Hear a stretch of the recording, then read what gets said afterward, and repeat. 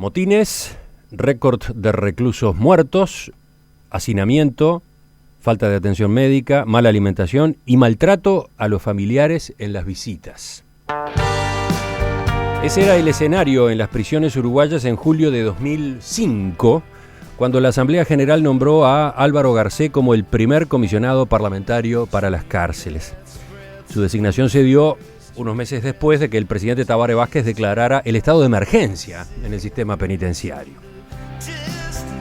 Garcé se mantuvo 9 años en funciones, hasta que en octubre pasado renunció para sumarse a la campaña electoral del Partido Nacional. El cargo estuvo vacante hasta ayer, cuando la Asamblea General nombró al abogado y periodista Juan Miguel Petit como el nuevo comisionado. ¿Qué desafíos le toca enfrentar? ¿Qué impronta personal tendrá su gestión? Bueno, vamos a hablar de algunos de estos temas en los próximos minutos con Juan Miguel Petit. Juan Miguel, buen día, gracias por acompañarnos. Hola, buen día Emiliano, buen día a todos y a todas. Un gusto estar acá, la verdad, un gusto. Es un desafío esta entrevista para mí porque, como los oyentes saben, yo trato de usted a todos nuestros invitados, incluso a algunos, a varios que conozco, con los cuales tengo años de relación. Esa es la regla en este programa. Con Juan Miguel es muy difícil mantener el usted. ¿Desde cuándo vamos y venimos y nos cruzamos? Desde los 80 y algo, ¿no? Y si no me equivoco, en esos años 83, por ahí, aquí enfrente, como tú estabas en la radio La 30. Sí. Me acuerdo que un joven Emiliano de Vaquero y Championes me hizo una entrevista. Sí. El mismo Emiliano que hoy. Y enseguida incluso vamos a recordar el motivo de aquella entrevista. Pero empecemos entonces con la ubicación de Juan Miguel Petit para los oyentes y para entender qué tipo de comisionado parlamentario vamos a tener de ahora en adelante. Tú sos abogado, pero de hecho no has ejercido la profesión. ¿Por qué? No, nunca ejercí la profesión, siempre estudié abogacía porque, es raro decirlo hoy en día, estudié abogacía porque me gustaba el periodismo y la cosa pública. Abogacía en aquella época, los más jóvenes les va a resultar difícil entenderlo, pero había básicamente en la época de la dictadura 6, 7 carreras que eran las clásicas: abogacía, escribanía, medicina, ciencias económicas, química, arquitectura. Y no había posibilidad de estudiar periodismo, ciencia política, sociología, etcétera, en esos años 77. Y bueno, la abogacía además era una facultad que tenía un aire de resistencia cultural. Allí daban clases profesores como Barbagelata, Tarigo, Gamarra. Y a veces simplemente entrar a clase en esa facultad de los años 77, 78, entrar a clase, ir a una clase de derechos humanos de Barbagelata, yo no estaba reglamentado, por ejemplo, en su clase, pero simplemente el hecho de ir y sentarse y escucharlo ya era un acto de resistencia. Ir al Sportman y llevar alguna publicación en ese momento bajo el brazo, llevar El Día, llevar La Plaza, aquella revista que sacaban Pérez Aguirre y Carámbula Padre, alguna publicación que caía en nuestras manos, ya eso en aquel páramo era toda una resistencia. Y bueno, y era la puerta a lo que te decía, a lo público, al Estado, a la comunicación. Y justamente en tu historia, en tu trayectoria, hay muchos años dedicados al periodismo. Esa sí que ha sido una gran vocación. ¿Esa es la vocación de fondo? Probablemente es aquello que había una revista francesa, que no le voy a decir en francés porque Emiliano habla muy bien francés y no voy a humillarme así, pero había una publicación que se llamaba, estaba el Nouvel Observateur, perdón, no sé si cómo lo pronuncié, pero había uno que hablaba del observador comprometido, y yo diría que a veces es la observación apasionada de ciertas cosas, con mucho entusiasmo, que te lleva a meterte y a veces con muchas dudas comprometerte a hacer cosas y sentir que también es parte de una misma arena. Un hito destacado en tu carrera periodística fue la investigación que el semanario Jaque realizó en el año 1984 del caso Roslik, la muerte por torturas del militante comunista Vladimir Roslik, que ocurrió en el batallón número 9 de Fraiventos en abril, 16 de abril de aquel año. Fue la última víctima de la dictadura, pocos meses antes de las elecciones incluso.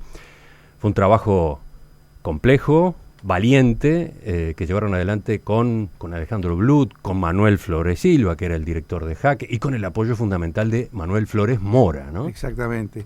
Sí, este año todavía no han salido, o ha habido varias notas sobre el tema. Sí, fue una nota para nosotros muy importante, fue un caso de mucho impacto, la muerte, el vil homicidio de un médico del interior del país, sospechado de ser comunista, subversivo, etcétera, y llevado de su casa en la madrugada.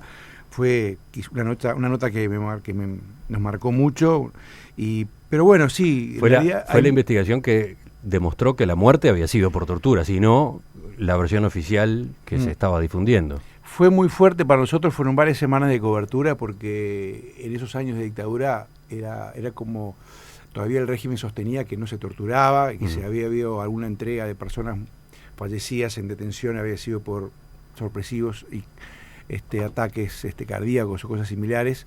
Poder demostrar un caso y poder tener las pruebas de eso, echaba por tierra eso. Por eso fue tanta la fuerza que le pusimos a esa cobertura. Eran años de tu actividad político-partidaria también en la corriente ballista independiente. Sí, en la CBI, que lideraba Manuel Flores Silva, que bueno, yo también había trabajado en Opinar con Enrique Tarío y con Luis Antonio Hierro. En realidad llegué al periodismo por Luis Antonio. Luis Antonio me conocía, mi primer acto periodístico fue publicar una foto de caballos de carrera. Mi tío Juan Antonio Viera me llevó a Maroñas, y yo tenía una máquina Kodak Instamatic, y me dijo, sacar una foto y la publicamos en Acción. Yo me paré, tendría, 14 años en ese momento, pasaron unos caballos corriendo, yo saqué la foto y claro, caballos siguieron de largo, pero mi tío me quería tanto que igual publicó la foto, creo que me quería más a mí que a algunos lectores, y la foto eran los caballos yéndose, o sea, fue una foto muy curiosa que estará en algún lado. Entonces, estaba en ese momento tu actividad política, tu actividad periodística, todo muy entrelazado, ¿no? Claro, yo te decía, en Acción conocía, a través de mi tío, conocí a Luis Antonio después fue al Día, y cuando estaba por sacar Opinar, me lo encuentro en un 121 Luis Antonio Hierro, que estaba en ese momento, vendía en Enciclopedia Británica, y dando la curvita ahí en Avenida Brasil, me dice, ya, te vamos a llamar porque estamos con el doctor Tarío para sacar un semanario. Ah, bueno, sí, llamame. Yo quedé enloquecido, y al poco tiempo, cuando iba al número 3 de Opinar, me llamó, y ahí me integré. En el primer gobierno del doctor Julio María Sanguinetti, entre 1985 y 1990, fuiste integrante del Consejo del Niño, el INAME, que después sería el INAME y después el INAU. Fue entonces, de hecho, tu primer contacto con las cárceles. Bueno, sí, en ese momento la ministra de Educación era la doctora de la Reta, que justamente nos conocía porque había sido abogada de Alejandro Blut y mía cuando la justicia militar nos citó por el caso Roslik. También la conocí de alguna nota que le habíamos hecho, y también por esa actividad política. Y bueno, ¿qué voy a decir de la doctora Reta? Toda una referencia humanista en derecho penal, en los derechos humanos, en la visión de género, de derechos de las mujeres. Una persona impresionante. Y ella me llamó, en ese momento dijo, mira, el gobierno tiene que integrarse, falta gente, y bueno, tú has trabajado en estos temas. Yo tenía 27 años y medio, casi 28, y le dije, mire doctora, yo estoy muy contento en el periodismo. Y dice, bueno, pero acá hay dos grandes temas que hay que atender, que es la situación de las cárceles y la infancia. Y me dijo, mira, en la parte de cárceles tenemos ya un equipo, una comisión que está trabajando, pero en infancia necesitamos gente. Y le digo, bueno, doctora, está bien, yo la acompaño. Y ahí arrancamos. Sí, yo hacía referencia a que fue tu primer contacto con las cárceles pensando en las cárceles de menores. El Consejo de Niños en la parte de infractores estaba intervenida por la policía, y era la vieja Colonia Berro. Y nosotros asumimos, fuimos al día siguiente, y bueno, aquello era tremendo.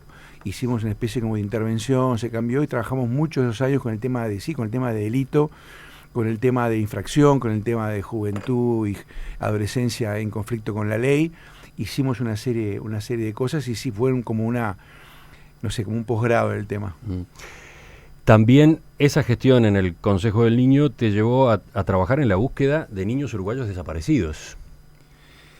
Sí. Ese es un tema en el cual siempre he guardado mucha reserva por la delicadeza del tema, porque creo que son las personas los familiares que tienen noticia de eso. Era un momento muy particular, pensemos en el 85, el 90, pero hicimos todo lo que pudimos porque hubo un decreto que le cometió al Consejo del Niño la búsqueda del paradero de los niños desaparecidos. En ese momento había muchas cosas que no se sabían, no se sabía todo lo vinculado, no había información todavía de algunas cosas, sí la había de otras, y bueno, es un capítulo aparte todo lo que se trabajó en eso. A partir del 90 viene otro embate del periodismo en tu vida, ¿no? Pienso en la revista 3, por ejemplo, pienso en Punto y Aparte. Pero saltemos adelante, vamos al 2001 a 2006. Fuiste relator especial de Derechos Humanos de Naciones Unidas. Durante esos 5 años condujiste visitas de inspección en 9 países, lo que implicaba, por ejemplo, recorridas por cárceles, ¿no? ¿Qué te dejaron aquellas experiencias? Bueno, esa tarea, que es una tarea honoraria, es una tarea que no yo trabajaba aquí en otras cosas, pero es una tarea que a uno le permite, por un lado, lo obliga a estudiar un tema. En este caso el mandato era sobre trata de personas, especialmente sobre infancia, explotación sexual, comercial, infantil y pornografía infantil. Y las visitas a terreno implicaban recorrer una cantidad de centros. En algunos casos, en algunos países, justamente por un principio que tiene el trabajo en derechos humanos, el principio pro persona, se hace una interpretación extensiva de lo que significa la protección de determinados derechos. Y eso justamente en algunos lugares, por ejemplo, recuerdo en Paraguay, en Brasil, en México, fuimos a visitar centros, bueno, en Grecia y en Albania, fuimos a visitar algunos centros donde había jóvenes y mujeres privadas de libertad, mujeres embarazadas, mayores de edad privadas de libertad, en algunos casos por delitos, en algunos casos por migraciones. Recuerdo en el caso de Grecia, un centro para migrantes de una dureza impresionante en aquellos años, con un celdario, con personal que le daba la comida en unas bolsitas de plástico a través de una reja. Y esas recorridas eran muy fuertes, te obligaban a estar permanentemente durante 10 días recorriendo, hablando con todo el mundo, y bueno, yo aprendí mucho, saqué muchas conclusiones. En algunos casos las visitas fueron productivas, porque uno podía reflejar los pedidos que había de actores locales, de sociedad civil, de personas de la academia, de distintos actores que estaban planteando temas y que a veces necesitaban la venida de un actor externo para que algo ocurriera. Y en otros casos las visitas no tuvieron éxito porque los gobiernos estaban muy cerrados o distintos factores hacían que el impacto fuera menor. Pero fue una experiencia muy apasionante.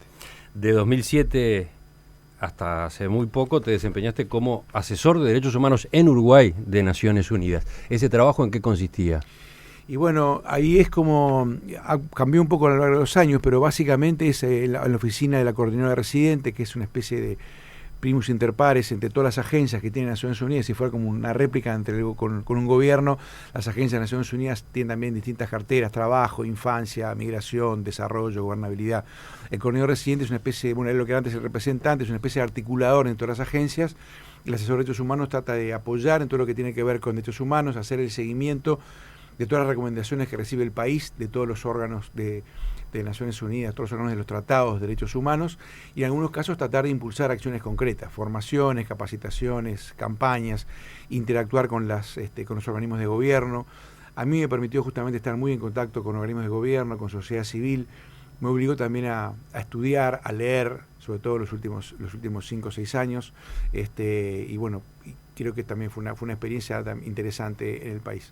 Ahora, si miramos la trayectoria tuya en conjunto, se nota una tendencia a involucrarte en realidades complejas, duras. ¿De dónde viene esa vocación? Bueno, una pregunta. A ver el diván donde está. No sé, Emiliano, el otro día pensábamos en eso. No sé, supongo que será la formación que uno va recibiendo, la formación que uno va recibiendo en su familia, capaz que también yo creo que hay 3 elementos, ¿no? Pensando también en estos temas de penitenciarios y delito, pensaba, hay 3 ámbitos fundamentales, ¿no? La educación, la familia y el entorno. Esos tres mundos son los que nos forman. Lamentablemente muchos jóvenes o niños y adolescentes en esos 3 mundos se colapsan y bueno, y a veces ocurre la violencia que ocurre. En mi caso yo tuve una familia que me formó con valores de diversidad. En mi familia había distintos votos políticos, se discutía mucho de política, había mucha gente comprometida con temas políticos. Después, en la formación yo tuve una educación cristiana por un lado, y también de donde la política estaba muy presente. Y ahí voy al barrio, en el barrio, los amigos y también la parroquia del barrio, donde íbamos a jugar al fútbol fundamentalmente. Teníamos un club que se llamaba Club Atlético Tupamaros, que jugaba en la parroquia de Pocitos. Estamos hablando ya este es el programa arqueológico de En Perspectiva, estamos hablando ya de la segunda glaciación, pero ese ambiente también era un ambiente donde se hablaba de los demás, de la cosa pública, de los problemas del país. Y después, obviamente, cuando fui al liceo, en los jesuitas, tuve referentes muy importantes. Yo tuve mi primer curso de Hechos Humanos los miércoles de noche con Perico Pérez Aguirre, y después con el padre Aguirre, el Coqui Aguirre, la formación de ver al otro y el servir como el gran sentido de la vida estuvo presente. Es interesante esa mezcla de ballista y cristiano. Sí, yo mi lado ballista viene del lado de la familia de mi madre, mi tío, y sí, yo creo que hay una mezcla de cosas, pero una mezcla también en el pluralismo, ¿no? Una mezcla que siempre hubo gente de todos lados, y tuve amigos de todos lados ya en esa época en que jugamos al fútbol en la calle. Creo que, bueno, de esa mezcla sale ahora este intento. Juan Miguel Petit, abogado y periodista de 58 años, es el nuevo comisionado parlamentario para las cárceles. La Asamblea General lo designó ayer, sustituyendo a Álvaro Garcés, que había renunciado en octubre del año pasado, cuando se sumó a la campaña electoral del Partido Nacional.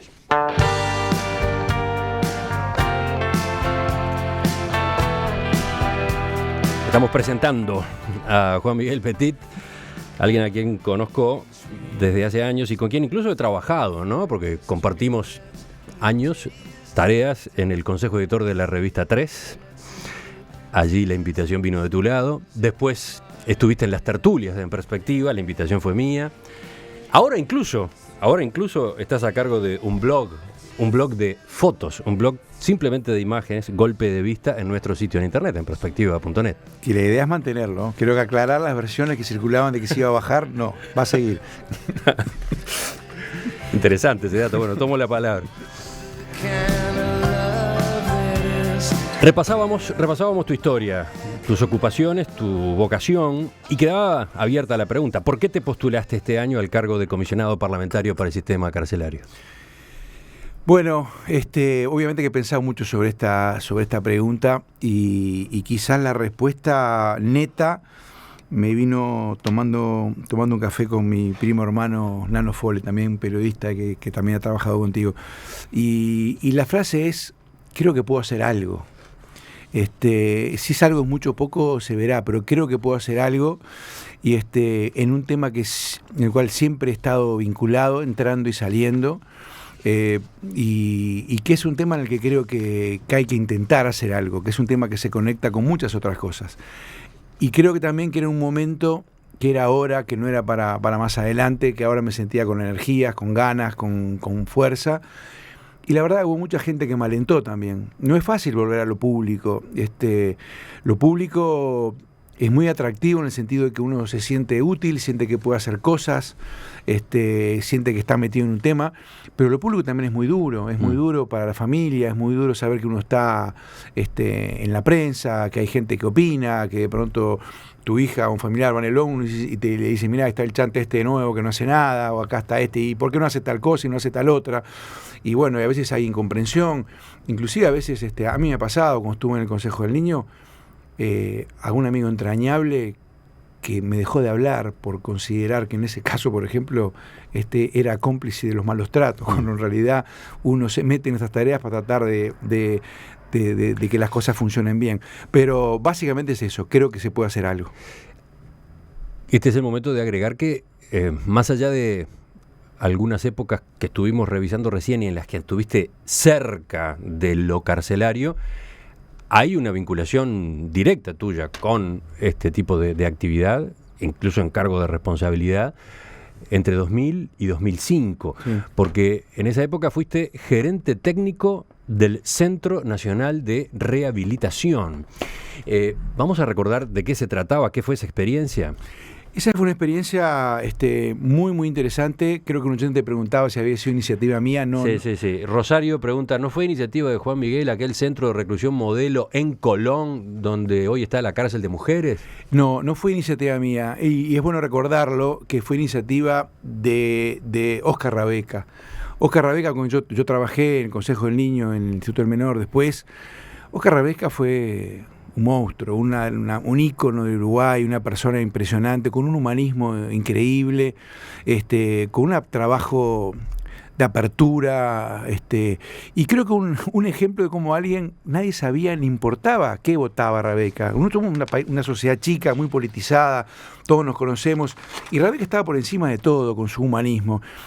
Fue quien armó las defensorías de oficio, fue quien luchó por el Patronato Nacional de Encarcelados y Liberados, fue quien estuvo en la primera experiencia de trabajo técnico en las cárceles en el año 85, cuando se abrió la cárcel de Santiago Vázquez.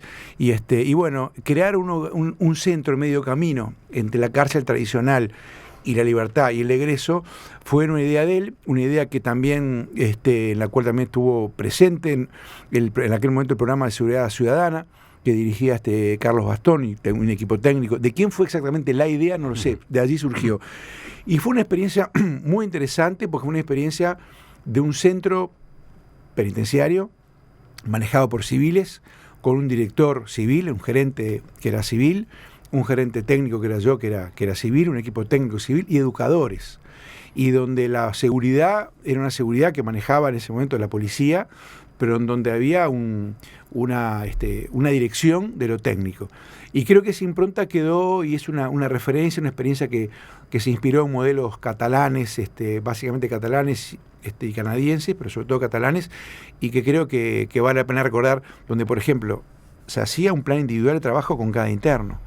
Cada interno cuando entraba tenía un mes a prueba y luego si quedaba, hacíamos una pequeña ceremonia donde la persona se le explicaba, se hablaba y la persona firmaba, estaban sus familiares, invitábamos en un caso a los jueces, autoridades a estar presentes, era una fiesta y muchas veces era muy conmovedor cuando había a veces el padre, la madre, un familiar de un preso que nos decía, emocionados nos decían, es la primera vez que nos felicitan por nuestro hijo. Porque nosotros le decíamos, señora, es un gusto poder trabajar con su hijo. Y a ellos le decíamos, vamos a trabajar juntos, es un gusto estar acá, vamos adelante. Te emocionás un poco cuando lo contás. Era muy conmovedor porque además a mucha gente me ha preguntado, pero ¿vos crees que se puede hacer algo? La gente, todos podemos ser escépticos y pensar si se pueden lograr cosas con personas privadas de libertad, con una persona que comete delitos. Y bueno, yo creo que ahí hay dos elementos. Por un lado hay que tener fe, pero yo diría que aparte de la fe, yo vi cosas que es como que te dijera, bueno, yo lo vi al profeta, yo lo vi al Señor, porque yo vi muchachos que llegaban a ese centro procesados por 35 rapiñas, por 40 rapiñas, y los vi cambiar, los vi contraer un oficio, los vi aprender, los vi casarse, los vi traer hijos, los vi pedirnos permiso para sacarse fotos con sus hijos y con nosotros, los vi que volvían después, egresados del centro y que volvían a buscar apoyo, a buscar una referencia, a buscar orientación. Y años después, algunos me encuentro por la calle y están trabajando, están con su familia, están funcionando como cualquier otra persona en la sociedad. Por lo tanto, es fe, pero también es convicción de que las cosas se pueden hacer. En ese cargo fuiste gerente técnico, decía. Ahora la responsabilidad es de otro tipo, es una más vinculada al control, ¿no? Me gustaría recordar cuáles son los cometidos del Comisionado Parlamentario para las Cárceles, creado por ley de 2003. Enumero lo que dice justamente la norma. El Comisionado Parlamentario está legalmente facultado para promover el respeto de los derechos de todas las personas sometidas a un procedimiento judicial del que se derive su privación de libertad. Solicitar información a las autoridades penitenciarias respecto de las condiciones de vida de los reclusos. Formular recomendaciones a las autoridades penitenciarias. Recibir quejas y denuncias sobre violaciones de los derechos de los reclusos. Realizar inspecciones a los establecimientos penitenciarios. Preparar y promover los estudios e informes que considere convenientes para el mejor desempeño de sus funciones. Pedir informes a organismos públicos, abogados, defensores, organizaciones de asistencia y otras análogas con fines de asesoramiento y promoción. Rendir anualmente un informe ante la Asamblea General. interponer recursos de amparo o habeas corpus e interponer denuncias penales, cooperar con entidades que promuevan el respeto de los derechos humanos. Es una agenda de trabajo muy exigente. Capaz que la podemos resumir de esta manera, porque a diferencia de un jerarca de un organismo, en este caso el comisionado no es el responsable de sostener la institución, lo cual lleva a tener una actitud, diría, de mucha ubicación y mucha modestia, porque a veces es muy fácil entrar a un establecimiento de lo que sea, hospitalario, penitenciario, lo que sea, y ver una cantidad de problemas, o una casa, a una empresa. Uno entra y ve una cantidad de cosas, pero una cosa es entrar y mirar, y otra cosa es saber lo que significa sostener eso y la complejidad que puede ser llevar adelante eso, lo cual no quita justamente aceptar ese rol de venir de afuera y decir, bueno, yo haría o sugeriría tal y tal cosa. Con lo cual creo que la competencia básicamente es mirar, escuchar mucho, procesar esa información, pensar mucho y hacer recomendaciones, hacer observaciones que pueden ser útiles para lo sustantivo, para el bien de las personas. Y en ese sentido yo creo que es muy importante.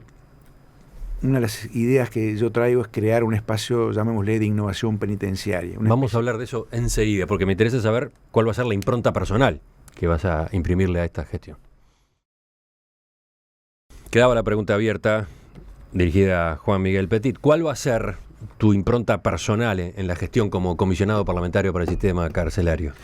Bueno, yo creo que hay muchas cosas que son para mantener en lo que fue el trabajo que hizo Álvaro Garcés, un trabajo excepcional, en el cual yo me voy a inspirar. Los informes que él dejó son informes realmente de una solidez brutal, son muy, muy buenos, muy abarcativos, y tú leías al principio de la nota lo que era el sistema penitenciario cuando empieza a funcionar el comisionado. O sea que por un lado hay que seguir ese camino. Creo que hay un núcleo, obviamente, que es la atención de todas las demandas que llegan. Y quizás, no sé, es difícil decir uno mismo, decir mi impronta va a ser tal y cual cosa, capaz que es un poco demasiado grandilocuente. Cada impronta o el estilo, lo que uno puede hacer, se irá viendo sobre la marcha, como un partido de fútbol, ¿no? Uno hace a veces tiene un plan, yo tengo un plan, digamos, ¿no? Pero el contrario como, también como juega. Dice Natalia Oreiro, tengo un plan, pero claro, tú entras a la cancha con un plan, muy bien, o te hicieron un gol, y bueno, cambió el plan, o te echaron un jugador, o dos jugadores. Yo creo que la meta es poder influir, aparte de atender todas esas situaciones que llegan, que son muchas veces puntuales, leer esas situaciones como partículas de una imagen, o sea, como píxeles de una imagen. O sea, cuando te dicen, cuando va a la oficina un familiar de una persona que está privada de libertad y dice a mi hijo, a mi sobrino, a no sé qué, no puede ver al médico, o no tiene psiquiatra, no tiene psiquiatra, o le gustaría tal cosa, o pide traslado, todo ese cúmulo de cosas que hay que depurar, que hay que ver cómo son, que hay que analizarlas, hay que hablar con las personas, etcétera, son píxeles de una película. Y esa película es la atención, la política pública, la atención a las personas privadas de libertad. La idea es tratar de ayudar y ser un factor de consolidación, de mejora, de aumento, de todo lo que puede ser una política penitenciaria que en el país ha avanzado mucho, pero que todavía se puede hacer mucho más y que falta como llegar al otro lado de la orilla. Yo diría que estamos a mitad de camino, y siempre que está a mitad de camino se corre el riesgo de quedar a mitad de camino, algo muy uruguayo a veces, volver para atrás, o seguir para adelante.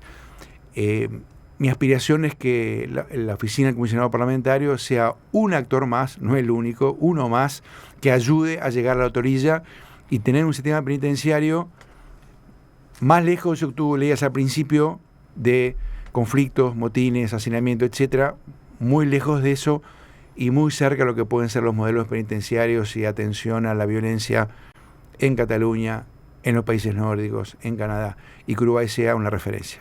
¿Pero estás pensando en algún tipo de convocatoria a otros actores, a otras voces para que intervengan en este proceso? Lo decías recién al pasar. Sí, yo creo que nosotros, dentro de esa acotamiento que puede tener nuestro rol, porque obviamente el comisionado parlamentario no es un ministerio, no es una agencia de desarrollo, no es una agencia de políticas sociales, etcétera, pero sí puede funcionar como caja de resonancia, como espacio de debate, de diálogo, de encuentro, y en ese sentido la idea es generar un espacio llamado algo así como espacio de innovación penitenciaria, o sea, un lugar de encuentro donde periódicamente podamos fomentar la existencia de una masa crítica de actores. En todos los problemas sociales, yo creo que lo primero es obviamente tenerlos claro cuáles son, pero además tener una masa de actores dispuestos a meterse en ese tema. Y acá tienen que haber organismos de gobierno, organismos locales, intendencias, empresas, organizaciones no gubernamentales, la academia, las universidades, la universidad pública, las universidades privadas, los ciudadanos también, ¿por qué no? Pero sobre todo los actores institucionales, para pensar, para hacer, para pensar en políticas, para pensar en acciones, en fomentar innovaciones. Hay mucha gente que hace cosas innovadoras y no se conocen. Hay gente que de pronto sostiene durante años en un centro penitenciario un grupo de teatro, un grupo de lectura, un curso de cocina. Y bueno, esas son experiencias que es muy bueno que se conozcan porque contagian. Así como lo malo contagia, lo bueno también contagia. Y esas buenas prácticas hay que buscar espacios para multiplicarlas, para que se conozcan y que la gente diga, bueno, no estoy solo, estas señales están teniendo una repercusión. ¿Con cuántos colaboradores cuenta el comisionado parlamentario? Bueno, la ley es muy clara en ese sentido. El comisionado parlamentario puede tener hasta 10 funcionarios en comisión, lo cual no quita que podamos tener un mecanismo de pasantías. Esa es la idea también, tener algún sistema de pasantías o de convenios con instituciones que nos puedan ayudar en algunas temáticas.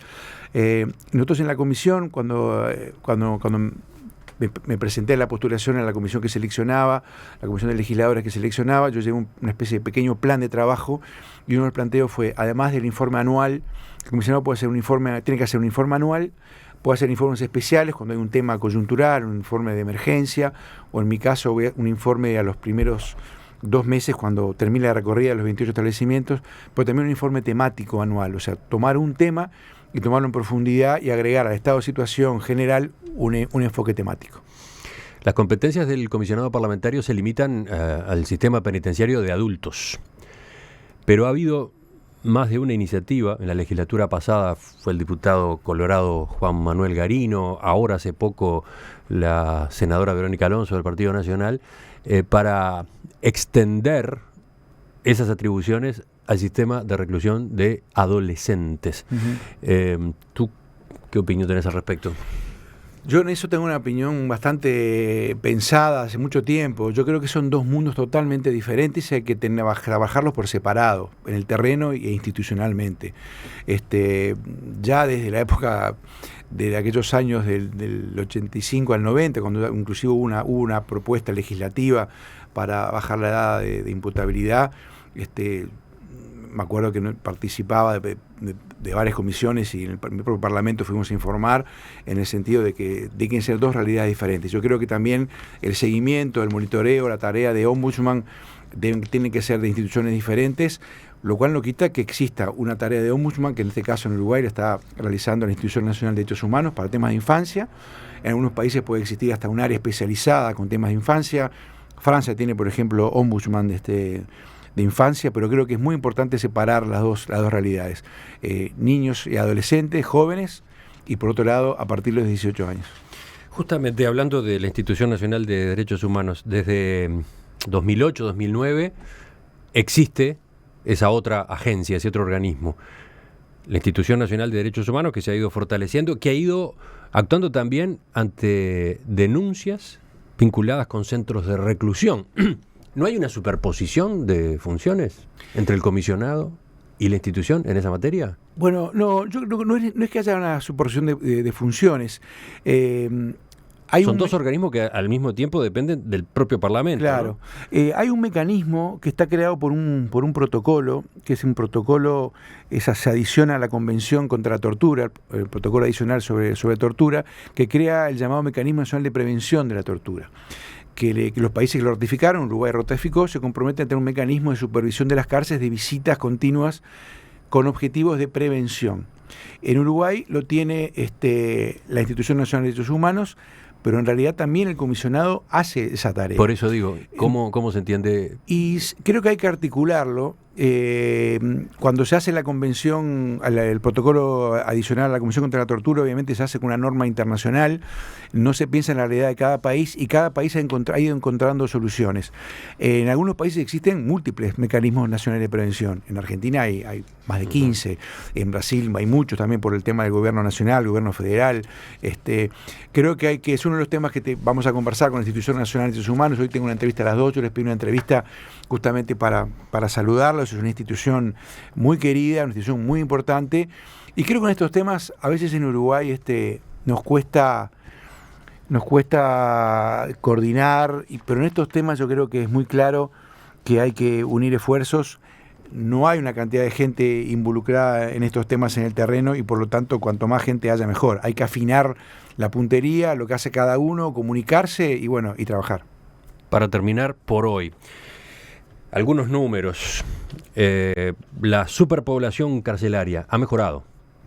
Supo estar en 120, 140% cuando el último informe del Relator Especial de Naciones Unidas del año 2012, ahora está en 109. Hay otro problema que es la tasa de prisionización, 300 personas cada 100.000 habitantes, es muy alta. ¿Por ahí están los principales desafíos o no? ¿No son esos? Sí, son parte de esos. Superan un poco lo que es lo penitenciario. La tasa de prisionización es algo que está bueno dejarlo para el final para reflexionar. ¿Qué nos pasa a los uruguayos que metemos tanta gente presa? ¿Por qué la cárcel sigue siendo una herramienta tan usada y mucho más que en otros lugares? ¿Qué nos está fallando? Probablemente eso tenga que ver con otros ámbitos de la socialización, de esos mundos que hablábamos hoy, de la familia o los grupos de crianza. El segundo, la educación. Y el tercero, el entorno, el barrio, la esquina, los amigos. Bueno, pero además la práctica judicial, ¿no? Porque en Uruguay está demasiado extendida la prisión preventiva. También, pero quizás puede decirse que aún eso tiene que ver con esos tres focos que son los que forman nuestra manera de pensar y de decidir las cosas. Pero creo que hay mucho para trabajar en eso. La cárcel no puede ser la única solución, hay que trabajar antes, hay que llegar antes a los problemas sociales, hay que trabajar antes de que exploten y sí, sin duda que eso tiene que ver con la prevención de la violencia y el trabajo social.